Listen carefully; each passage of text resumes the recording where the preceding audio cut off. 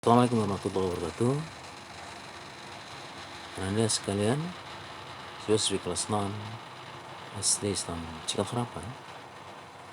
Setelah kita pelajari tentang perkembangbiakan tumbuhan, baik secara generatif ataupun secara vegetatif, kita sekarang akan mempelajari tentang perkembangbiakan hewan, baik secara generatif maupun secara vegetatif. Mari sama-sama kita mempelajari. Untuk kali ini aku akan menerangkan secara singkat tentang perkembangbiakan hewan secara generatif ataupun secara vegetatif.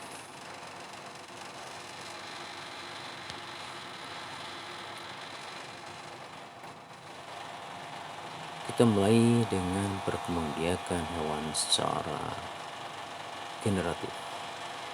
Masih ingat apa itu perkembangbiakan secara generatif? Ya, betul sekali. Perkembangbiakan secara kawin. Di hewan, kita akan mengenal 3 istilah perkembangbiakan secara generatif, yaitu ovipar atau bertelur, vivipar atau melahirkan, dan ovovivipar,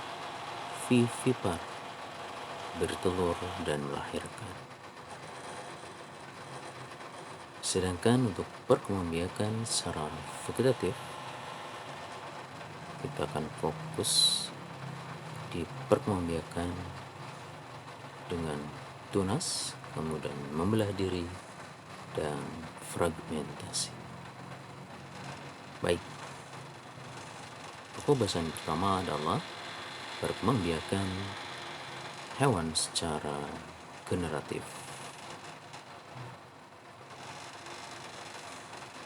Tadi saya sudah menyebutkan, yaitu dengan ovipar.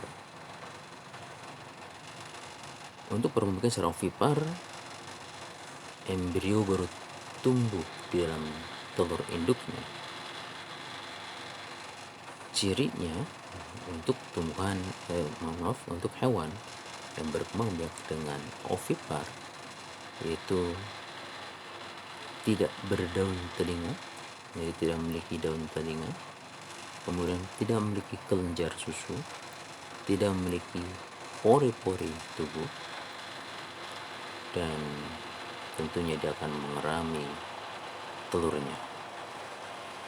Beberapa contoh untuk hewan ovipar adalah,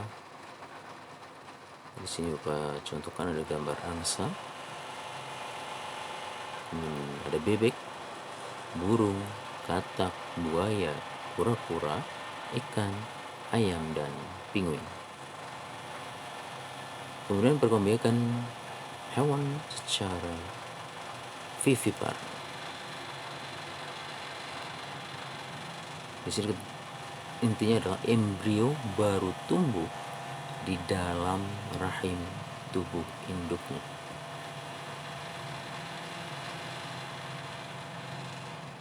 Ciri hewan yang perkembangbiakan dengan vivipar atau melahirkan, yaitu mempunyai daun telinga, kemudian memiliki kelenjar susu, mengalami masa mengandung atau kehamilan, embrio mendapat makanan dari induk melalui plasenta atau tali pusar. Kemudian embrio akan sempurna dilahirkan dari tubuh induknya, dan terakhir adalah tumbuh atau tubuh ditumbuhi oleh rambut. Adapun beberapa contoh hewan yang perkembangbiakan dengan melahirkan atau vivipar, ini Bapak ada contoh gambarnya. Salah satunya adalah unta. Contoh yang lain adalah lumba-lumba, paus, kemudian dugong, kelelawar, sapi, kuda, kambing, ada anjing, ada kelinci, landak, dan masih banyak yang lain. Kemudian berkembangbiakan hewan secara ovovivipar, bertelur dan melahirkan. Di sini catatan pentingnya adalah embrio baru tumbuh dan berkembang di dalam telur yang tersimpan dalam tubuh induknya hingga sempurna. Kemudian diperlukan atau dikeluarkan melalui melahirkan. Nah, cirinya untuk untuk hewan yang berkembang biak secara ovovivipar adalah induk betina bertelur, tetapi telur tidak dikeluarkan, masih dalam perut induk. Jadi bertelur tapi telur tidak dikeluarkan, dia masih dalam perut induknya telur itu. Yang kedua, cadang makanan diperoleh dari dalam telur. Embrio berkembang di dalam telur. Embrio sempurna menetas dan keluar dari tubuh induk bersama pecahnya cangkang telur. Jadi kalau tadi ovipar, telur akan keluar dari induk, masih dalam bentuk telur, masih dalam cangkang, kemudian harus dierami. Tapi kalau ovovivipar, hewan ini bertelur, tetapi embrio sudah sempurna di dalam telur dan telur masih dalam perut induknya. Ketika telur ini keluar, karena embrio sudah sempurna, maka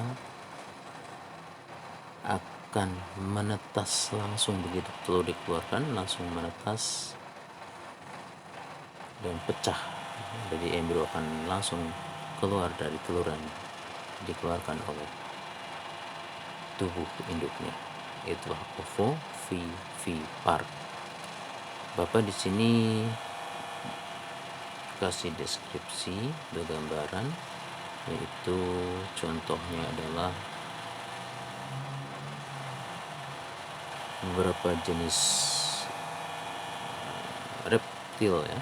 Kalau digambar di sini ada buaya, kemudian di situ ada kadal ya, contoh gambarnya buaya dan kadal. Nah, beberapa jenis hewan atau contoh hewan yang berkembang biak dengan ovovivipar adalah ular, beberapa jenis ular, contoh ular boa, ular sanca, ular piton, kemudian ikan pari, ikan hiu macan. Jadi tidak semua ikan hiu menggunakan ovovivipar. Di sini ikan hiu macan, kuda laut, tadi ada gambarnya itu kadal, kemudian buaya, iguana, bunglon, dan platypus. Itu contoh-contoh hewan yang berkembang biak dengan ovovivipar, bertelur dan melahirkan. Baik, itu mungkin pokok bahasan pertama, yaitu tentang perkembangbiakan hewan dengan cara generatif atau kawin ya, dengan cara bertemunya sel kelamin jantan dan sel kelamin betina. Nah, pokok bahasan kedua yaitu perkembangbiakan secara vegetatif. Ternyata di hewan pun ada perkembangbiakan yang secara tidak kawin atau vegetatif. Kita langsung saja ke pokok bahasan, yaitu dengan cara bertunas. Di sini ada contoh deskripsi gambar yang cukup jelas ya. Di sini ini bukan gambar tumbuhan, tapi ini gambar hewan. Di sini ada tunas, di situ ditunjukkan. Ini tumbuh induknya yang besar, kemudian di bagian bawah ada tunas. Jadi cirinya ya, tunas terbentuk dari dinding tubuh induk yang menonjol, kemudian tunas tumbuh membesar lalu pisah dari induknya, tunas tumbuh menjadi individu baru. Jadi setelah tunas ini besar dan sudah lengkap strukturnya, dia akan memisah dari tumbuh induknya, kemudian menjadi individu baru. Contoh untuk hewan yang berkembang biak dengan tunas ya, yaitu hydra, ubur-ubur, anemon laut.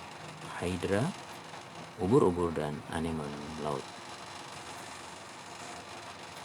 Kemudian untuk perkembangbiakan vegetatif hewan lainnya adalah membelah diri. Ini contoh deskripsi gambarnya.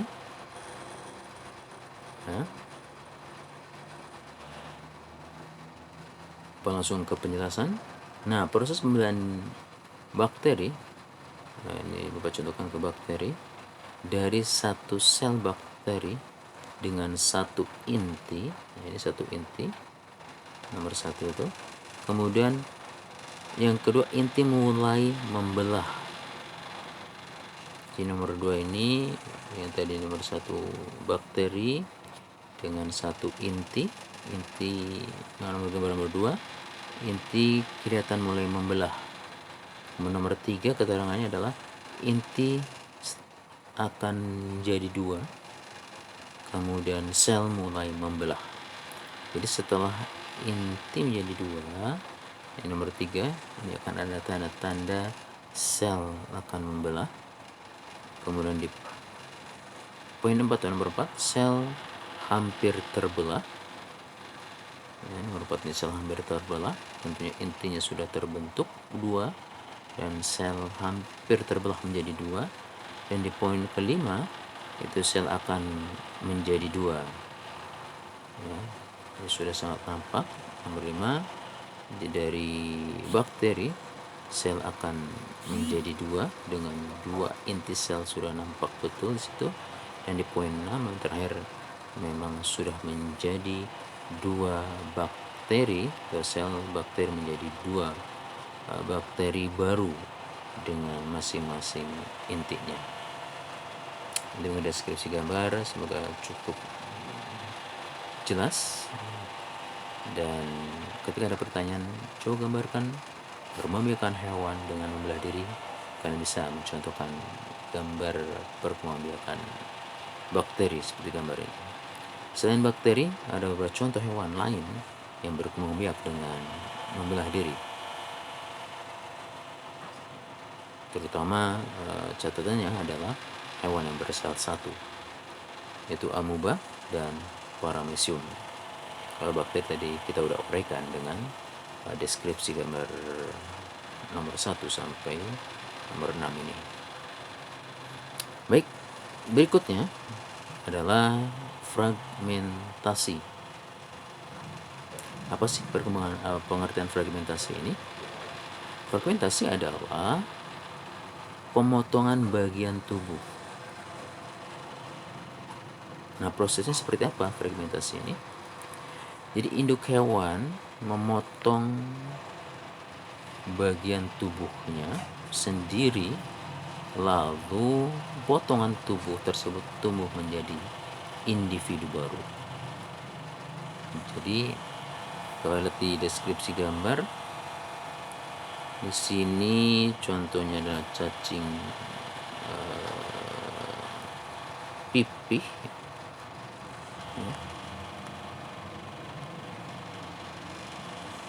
Cacing pipih, dia akan membelah diri dengan sendirinya.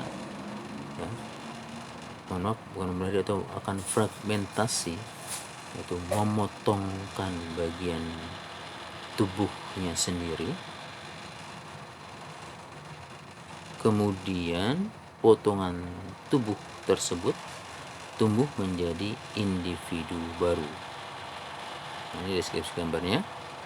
Di sini tubuh induknya yang lengkap itu, kemudian terjadi pemotongan dengan sendirinya atau fragmentasi, bagian kepala, kemudian bagian ekornya dia terpotong dengan sendirinya. Nah, nanti bagian kepala jadi satu individu baru. Nah, bagian ekornya dia akan membentuk individu baru juga. Jadi akan terbentuklah dari satu induk menjadi dua individu baru dengan cara fragmentasi atau memotongkan diri sendiri atau pemotongan diri sendiri bagian tubuhnya. Nah, ini contoh berikutnya dari satu planaria atau cengpipi, dia memotongkan tubuhnya atau berfragmentasi menjadi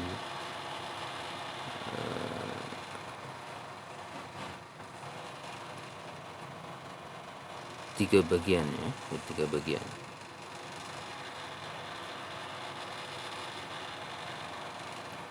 Nah, seperti ini contohnya. Semoga ini memperjelas pengertian dari fragmentasi. Sekali lagi, berharap tidak sampai tertukar antara fragmentasi dengan membelah diri. Ya, sudah disertai dengan deskripsi masing-masing, deskripsi gambar.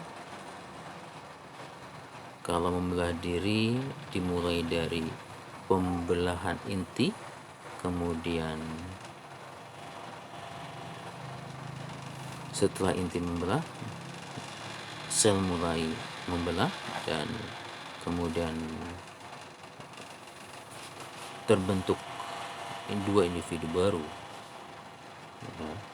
Tapi kalau fragmentasi ini memotongkan diri, bukan membelah. Jadi memotongkan diri bagian tubuhnya sendiri, kemudian potongan-potongan tubuh ini akan menjadi individu baru. Begini tuh secara gamblang ya, perbedaan antara membelah diri dengan fragmentasi atau pemotongan bagian tubuh dengan sendirinya. Nah, terakhir perkembangbiakan vegetatif untuk hewan, yaitu dengan cara parthenogenesis. Apa sih parthenogenesis ini? Parthenogenesis adalah perkembangbiakan tanpa melalui perkawinan. Di sini diawali dari induk betina menghasilkan sel telur yang berkembang biak menjadi embrio tanpa proses pembuahan oleh sel jantan tentunya. Nah, jadi parthenogenesis perkembangbiakan tanpa adanya perkawinan, tapi induk betina ini menghasilkan sel telur yang berikutnya berkembang menjadi embrio tapi tanpa pembuahan oleh sel jantan. Ini yang membedakan antara tentunya perkembangbiakan dengan generatif. Ovipar tadi, jadi kalau ovipar, telur ini tidak bisa menjadi embrio kalau tidak dibuahi oleh sel kelamin jantan. Tapi kalau di parthenogenesis, si induk betina bertelur walaupun tanpa dibuahi, telur ini akan menjadi embrio.